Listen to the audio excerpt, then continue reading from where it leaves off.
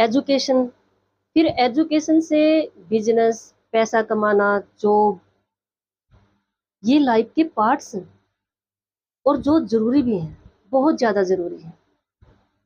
लेकिन अपने परिवार में अपना व्यवहार, ये लाइफ है। इस यूनिवर्स के मालिक ने जब सृष्टि की रचना की तो इंसान की एज एवरेज 100 रखी, गाय की रखी 60 साल, और कुत्ते की रखी 20 साल, और बंदर की भी 20 साल रखी।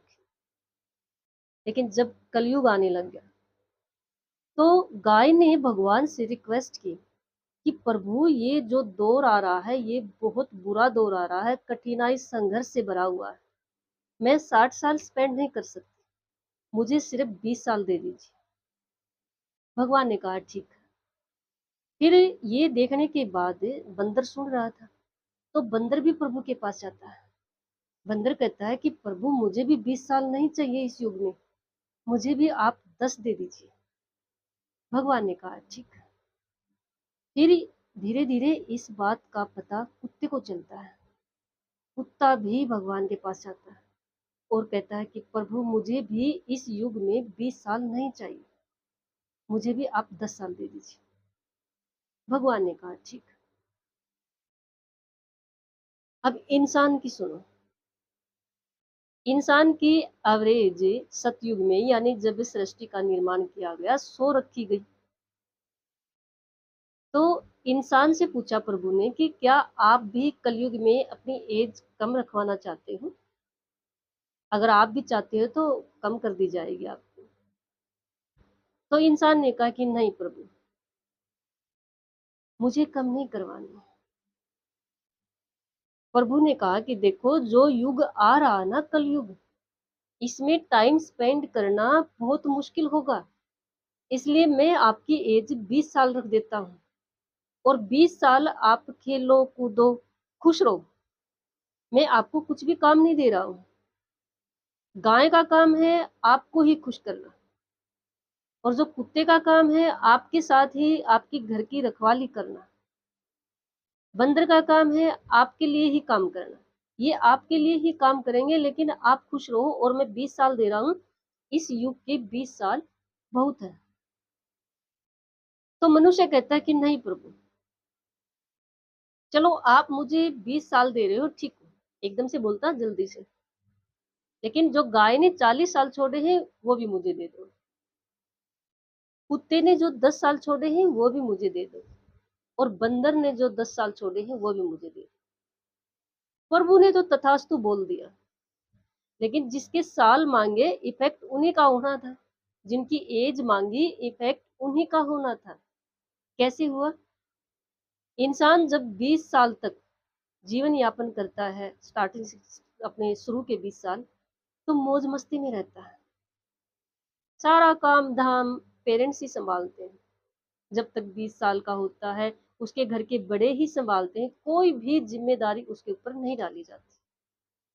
लेकिन फिर स्टार्ट हो जाते हैं गाय के लिए हुए 40 साल, और ये 40 साल गाय का काम क्या था?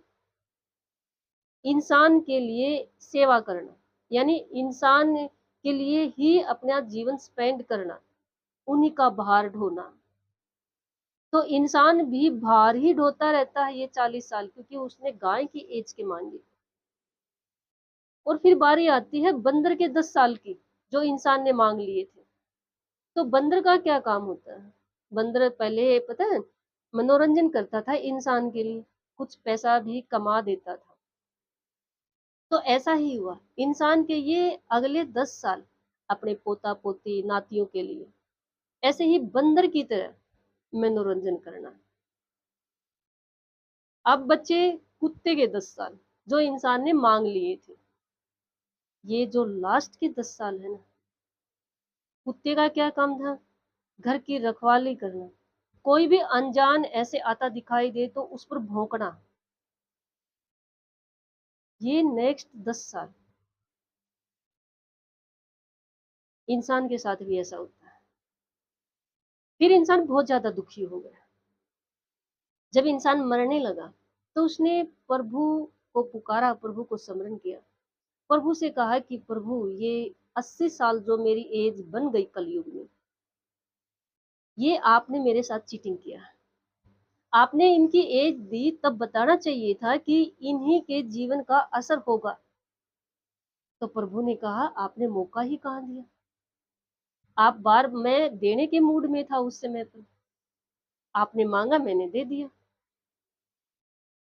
तो इंसान ने मरते हुए कहा कि प्रभु सॉल्यूशन बताइए।